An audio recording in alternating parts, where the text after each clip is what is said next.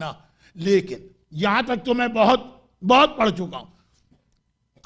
बात मुकम्मल हो गई इताअत, लेकिन फिर इमाम ने उसको देखा और कहा कि तमाम डॉक्टर्स कह रहे हैं शराब पियो, और मैं कहता हूं कि ना पियो, अभी तुम्हें फायदा होगा, लेकिन जब तुम्हारी जान यहां पहुंचेगी, जब मलकुल मौत रूह निकाल रहा होगा, उस वक्त ये शराब पीने की जो तकलीफ तुम्हें बर्दाश्त करना पड़ेगी, वो इस दुनिया की सारी तकलीफों के मुकाबले में बहुत ज्यादा। अभी क्यों पी रही हो शराब? बहुत पेन है, एज ए पेन किलर। ये 50 साल 60 साल की बीमारी, ये सब पेन को जमा करो, वो इंतहाई कम है उस पेन के मुकाबले में जो रूह निकालने के वक्त मलकुल मौत शराबी को देता। एक रिवायत